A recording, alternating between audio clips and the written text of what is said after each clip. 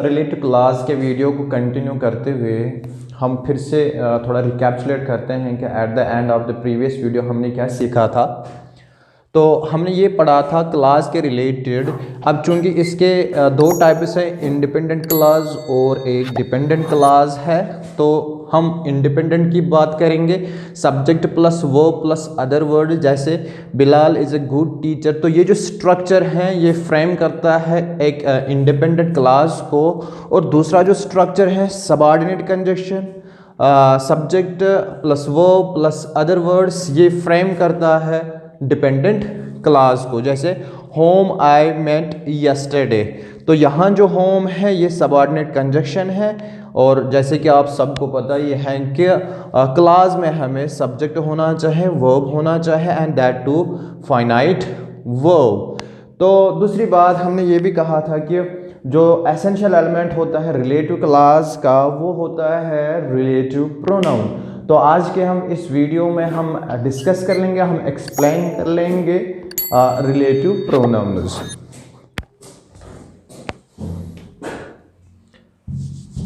Relative pronounce बहुत ज़्यादा important होते हैं रिलेटिव क्लास को बनाने में। रिलेटिव क्लास जो है has been termed relative clause because of the involvement of relative pronoun.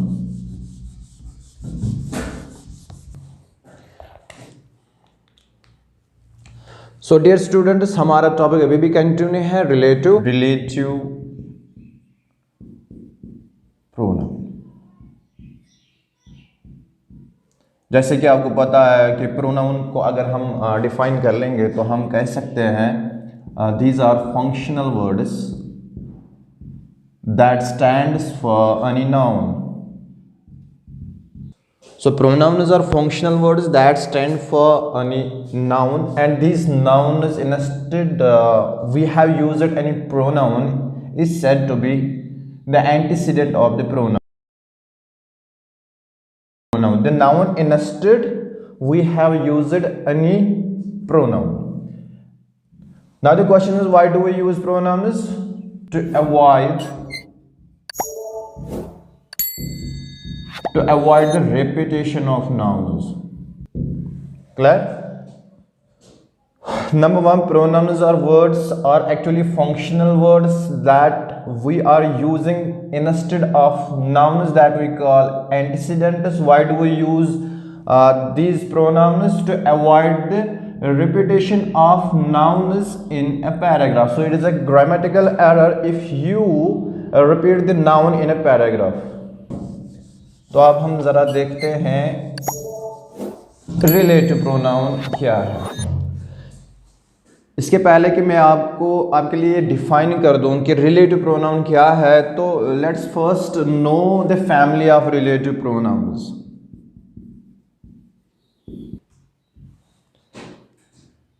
चलिए देखते हैं। नंबर वन आपके लिए हु है, नंबर टू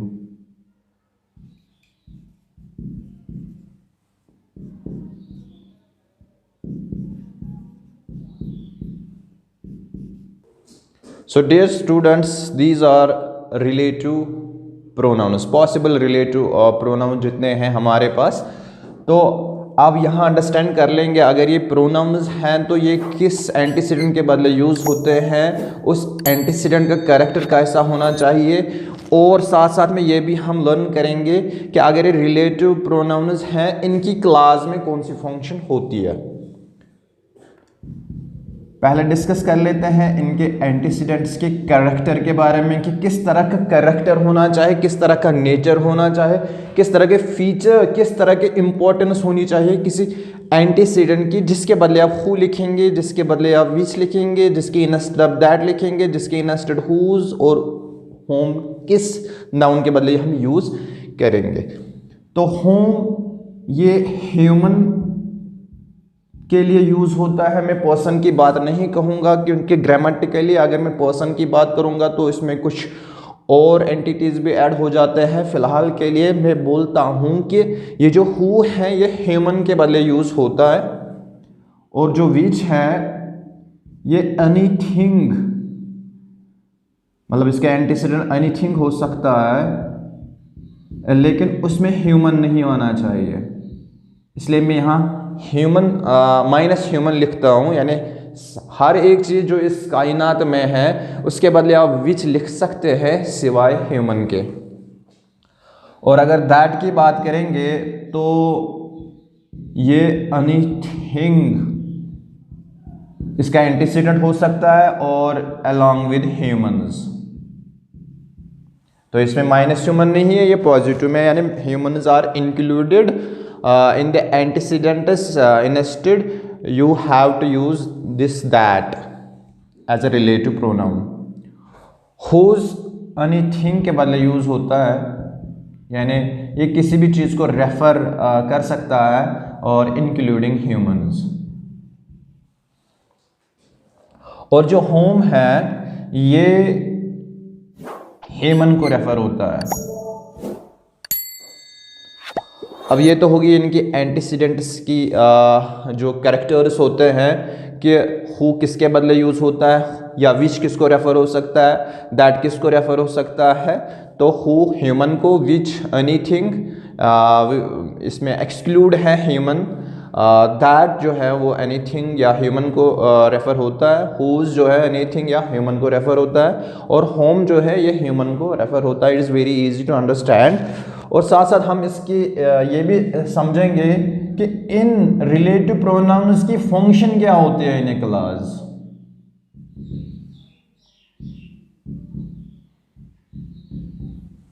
तो किस तरह का फंक्शन होता है इन रिलेटिव प्रोनाउंस का। तो अगर हम हु की बात करेंगे जो कि ह्यूमन को रेफर होता है, तो ये हमेशा एज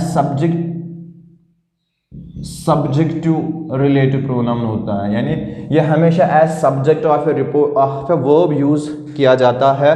यानी ये जो हु है ये इस क्लास में एज ए सब्जेक्ट यूज होगा, और जो विच है ये सब्जेक्टिव भी हो सकता है और होता भी है, और ये ऑब्जेक्टिव भी हो सकता है। क्लियर? ये सब्जेक्टिव भी है और ये ऑब्जेक्टिव भी है, और किसी को भी रेफर होता है सिवाय ह्यूमन के। अब जो दैट है ये सब्जेक्टिव भी यूज होता है और ये ऑब्जेक्टिव भी यूज होता है इन ए क्लास। हुज जो है ये इंडिकेट करता है इंडिकेशन ऑफ पोजीशन,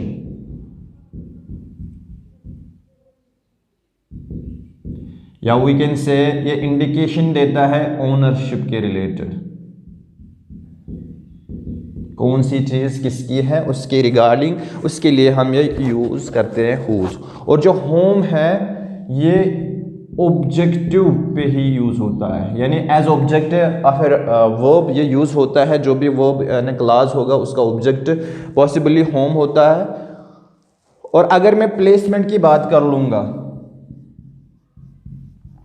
अगर ये रिलेटिव प्रोनाउन्स हैं तो एक क्लास में इनकी प्लेस कहाँ है, आफ्टर वर्ब है या बिफोर वर्ब है। तो हमेशा के लिए आप ये याद रखिए, इट ऑलवेज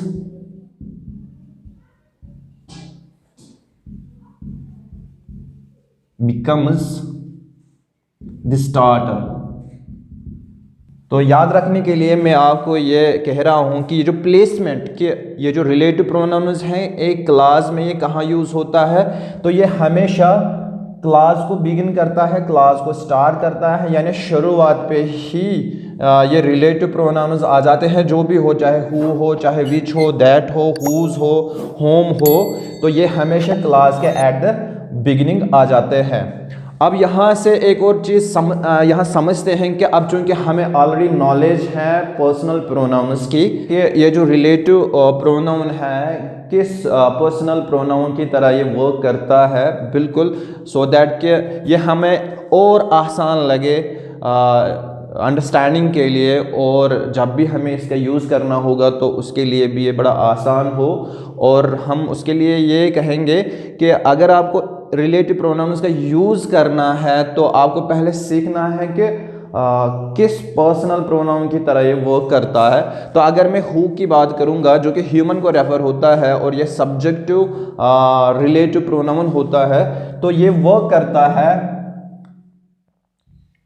अब चूंकि ये ही है, ये सब्जेक्टिव है, तो आपको पता ही होगा कि ही जो है वो सब्जेक्टिव है। तो जहां भी जिस तरह आपने ये ही यूज़ किया है वैसे ही ये हु भी यूज़ होता है। और उसी के साथ साथ शी, क्योंकि यहाँ तो पर्सनल प्रोनाउन में ये डिस्टिंक्शन तो है कि ही मेल के साथ आता है, शी फीमेल के साथ आता है, लेकिन इन केस ऑफ हु ये बोथ के साथ यूज़ होता है।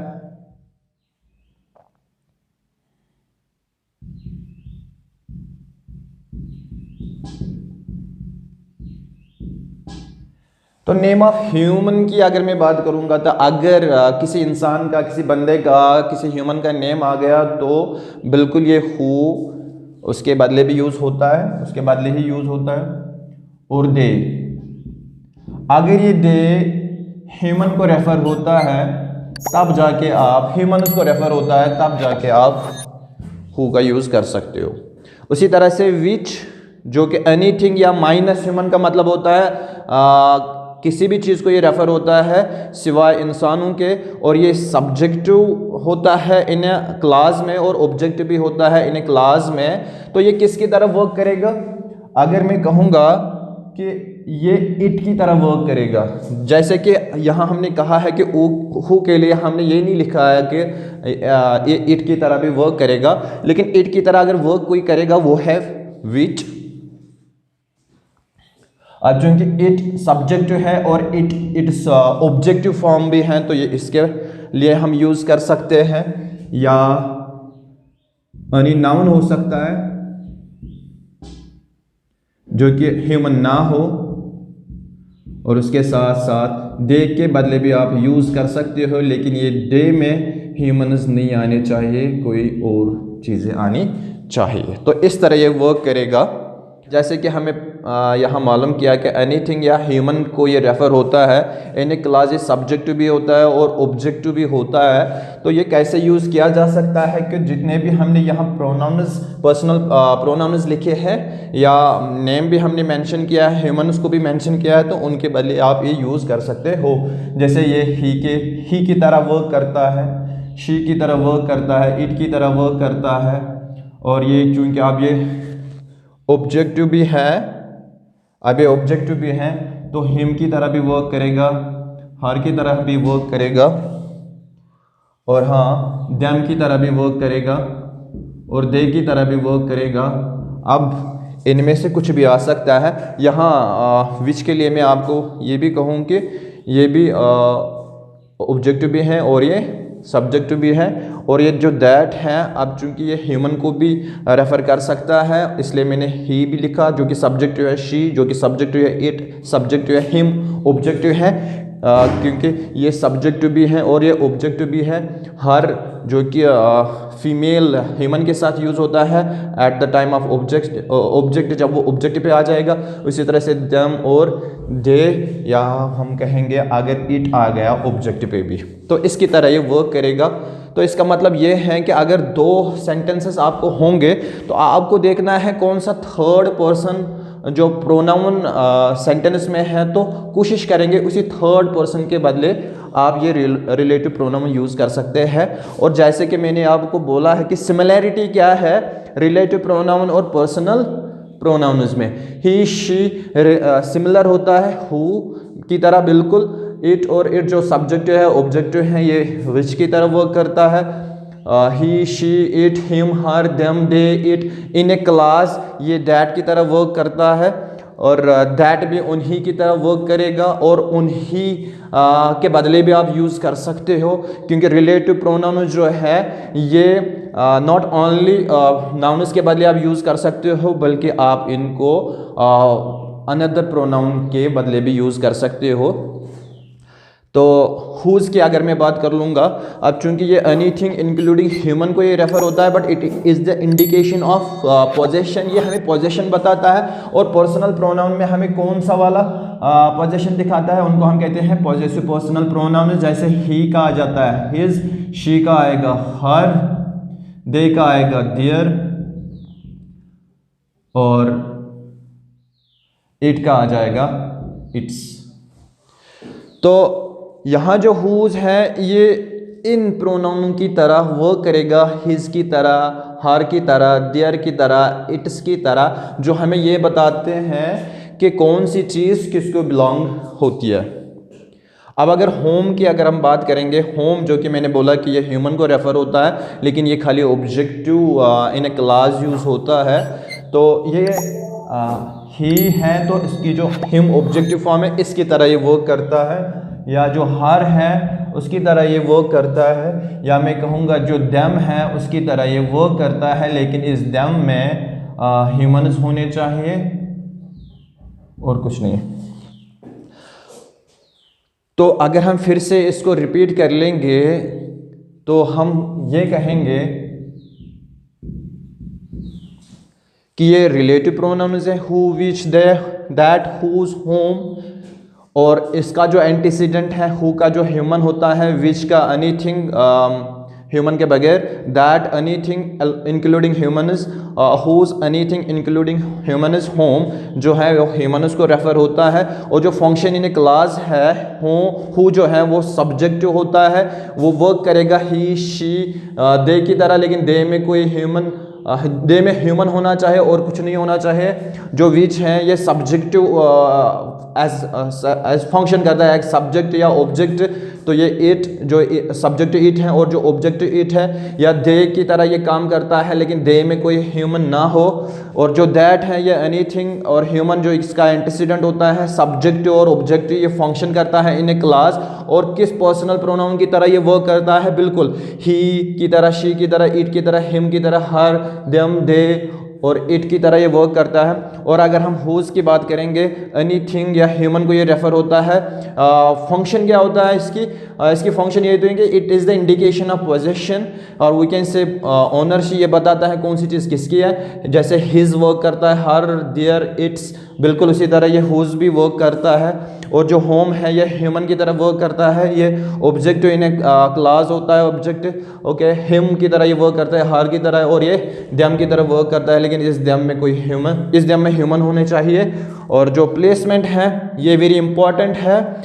It always becomes the starter of the class, ये हमेशा क्लास के शुरुआत में आ जाता है। और आपके लिए ये मैं आपको फिर कहूँ कि मैंने बोला है अर्ली टाइम पे कि relative pronouns are the basic element for relative clauses. और वो यही है कि जब कोई क्लास रिलेटिव प्रोनाउन से शुरू होता है तो वही क्लास बन जाता है रिलेटिव क्लास।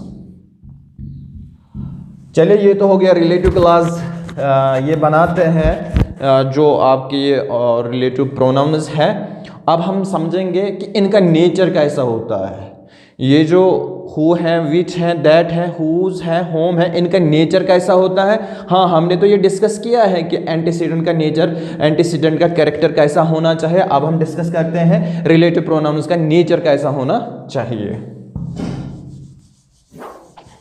जैसे कि मैंने आपको ये बोला है कि जो रिलेटिव प्रोनाउन है वो हमेशा क्लास के बिगिन में आता है। तो जब वो क्लास के बिगिन में आता है और खासकर रिलेटिव प्रोनाउन अगर आ जाए तो वो रिलेटिव क्लास बन जाता है। अब हम डिस्कस करेंगे नेचर ऑफ रिलेटिव प्रोनाउन्स। अभी बिल्कुल ही, शी, इट की तरह नहीं होता है, पर्सनल प्रोनाउन की तरह नहीं होता है। हाँ, वर्क करता है उसकी तरह, लेकिन पर्सनल प्रोनाउन से भी ज़्यादा इनके कुछ और क्वालिटीज़ होती हैं, और वही हम बोलेंगे। Number 1,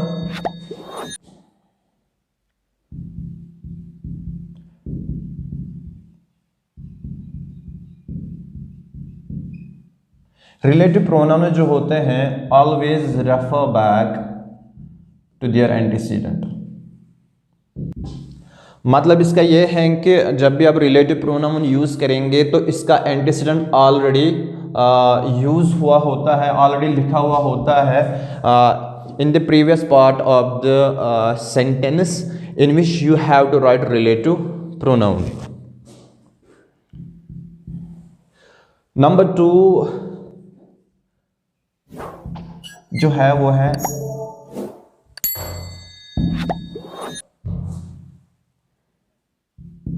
relative pronouns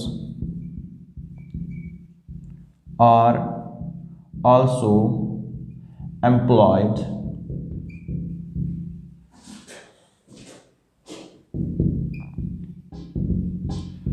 to give extra information.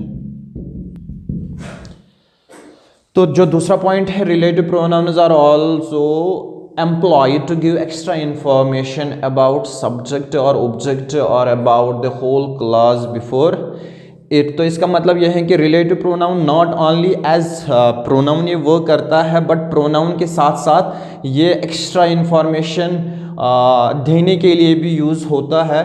और वो एक्स्ट्रा इंफॉर्मेशन सब्जेक्ट के रिलेटेड होता है, ऑब्जेक्ट के रिलेटेड होता है और इन जनरल होल क्लास के रिलेटेड होता है, जो उसके पहले रिलेटिव प्रोनाउंस के पहले हमने सेंटेंस में जो लिखा है।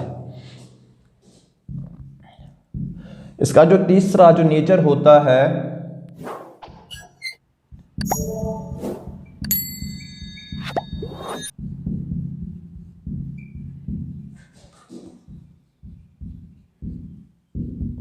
relative pronouns perform dual tasks, that too simultaneously.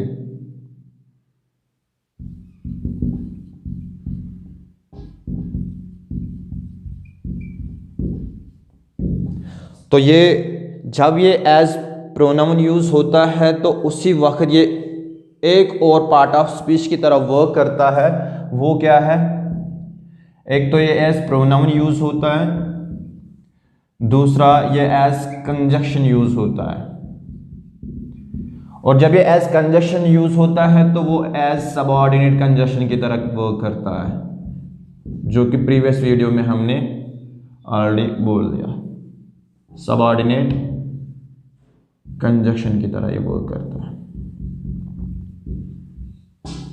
Okay, तो ये नेचर है रिलेटिव प्रोनाउंस का, नॉट ओनली एक का बल्कि सभी जो भी फैमिली ऑफ रिलेटिव प्रोनाउन है, हर एक मेंबर का जो नेचर होता है वो इस तरह होता है कि number 1, relative pronouns always refer back to their antecedent. तो वो हमेशा जो एंटीसीडेंट जो नाउन ऑलरेडी आया हुआ है उसको वो रेफ़र करते हैं। और आपको ये कहूँ कि जिस सेंटेंस में आपने रिलेटिव प्रोनाउंस का यूज़ किया है उसी सेंटेंस में उसका एंटीसीडेंट भी होता है। हाँ, वो पहले आता है और उसके बाद रिलेटिव प्रोनाउन आता है। और दूसरा, जो रिलेटिव प्रोनाउन जितने भी होते हैं वो हम यूज़ करते हैं सो दैट कि हम डिस्क्राइब करें सब्जेक्ट को, ऑब्जेक्ट को या होल क्लास जो उसके पहले आया है उसको हम डिस्क्राइब करें, उसके लिए हम रिलेटिव प्रोनाउंस भी यूज़ करते हैं। तो रिलेटिव प्रोनाउंस जो कि हमने सेंटेंस में यूज़ किया है तो वो उसके 2 काम होते हैं और वो एक ही साथ वो काम कर लेते हैं, सिमुलटेनियसली कर लेते हैं। नंबर 1, वो एज प्रोनाउन की तरह वर्क करता है। नंबर 2, वो एज कंजक्शन की तरह काम करता है। और जब वो कंजक्शन की तरह काम करता है तो वो हमेशा सबऑर्डिनेट कंजक्शन की तरह काम करता है। तो इसको समझने के लिए हम एक एग्जाम्पल यहाँ देंगे। For example, Sahil met my teacher.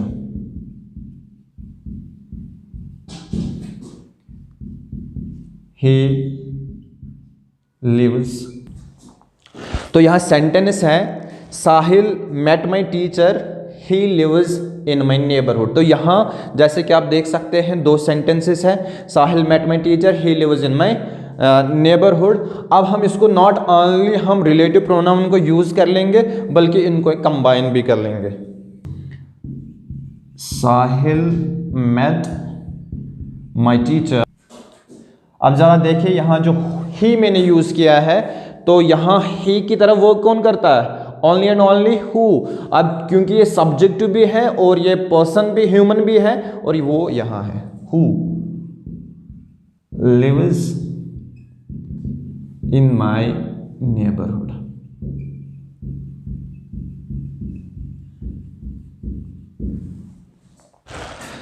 सो मैंने इन दो सेंटेंसेस का एक ही सेंटेंस बनाया है, मैंने इनको कनेक्ट किया है बाय हु से, जो कि कंजक्शन भी है। तो यहाँ अगर हम देखेंगे, Sahil met my teacher who lives in my neighbourhood. पहले जो थे ये दो सेंटेंसेस थे, अलग अलग सेंटेंसेस थे। अब यहाँ हमने हु का यूज़ किया है। अब हम यहाँ देखेंगे क्या इनके ये जो नेचर जो मैंने इनके बारे में ये लिखा है, क्या वो बिल्कुल यहाँ वो एग्जिस्ट होता है कि नहीं होता है। तो जैसे हम बात करेंगे, Sahil met my teacher who lives in my neighbourhood. पहले मैं बात करूंगा कि रिलेटिव प्रोनाउंस ऑलवेज जो होते हैं वो refer back to their antecedent होते हैं, और मैंने ये भी बोला है कि एंटीसीडेंट पहले आता है और उसके बाद में रिलेटिव प्रोनाउन आता है। तो यहाँ अगर देखेंगे, यहाँ जो हु है वो है माई टीचर। तो माई टीचर जो है ये एंटीसीडेंट है,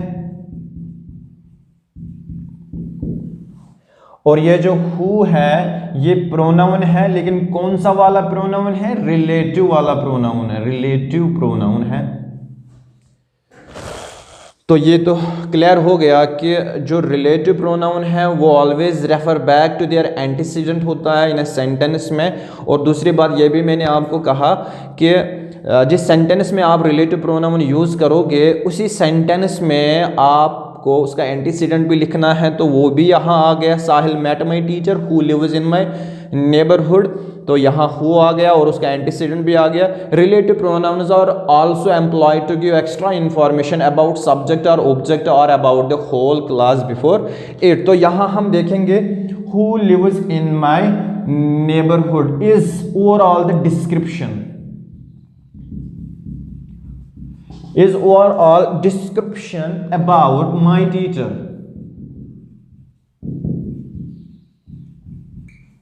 तो जब ये ओवरऑल डिस्क्रिप्शन है अबाउट माई टीचर, तो ये हु हमने यूज किया है सो दैट नॉट ओनली कि हम रेफर बैक कर ले, बल्कि हम अपने माई टीचर को डिस्क्राइब भी कर लें कि हम उसके बारे में एक्स्ट्रा इंफॉर्मेशन दें। और वो एक्स्ट्रा इंफॉर्मेशन क्या है कि साहिल जिस मेरे टीचर को मिला था वो मेरे नेबरहुड में रहता है।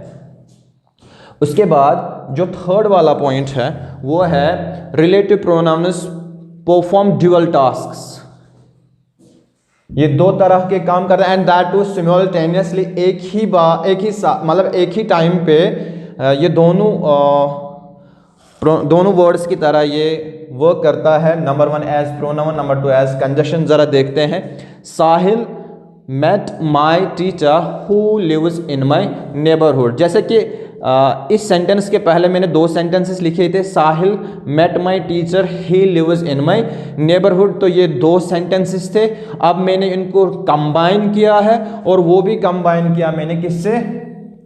हु से। तो यहाँ ये एज कंजक्शन भी वर्क किया इसने, और कौन सा कंजक्शन है? सबऑर्डिनेट कंजक्शन है, और प्रोनाउन तो ऑलरेडी है ही, क्योंकि ये माई टीचर के बदले मैंने इस वाले क्लास में ये यूज़ किया है। अब सवाल ये है, साहिल मेट माई टीचर एक क्लास है, जैसे कि हमें पता है, पहले लेक्चर में हमने ये बोला है who lives in my neighbourhood, ये भी एक क्लास है। लेकिन ये क्लास किससे शुरू हुआ? हु से शुरू हो गया। तो ऐसे ही क्लास को हम क्या कहते हैं? Relative class. अब मुझे बोलिए, अगर हम इन 5 में से कोई भी यहाँ एज प्रोनाउन यूज नहीं करेंगे तो पॉसिबल ही नहीं है कि हमें रिलेटिव क्लास मिल जाए। और इसके बाद रिलेटिव क्लास को और एक्सप्लेन करने के लिए हम इंशाल्लाह नेक्स्ट वीडियो हम बनाएंगे।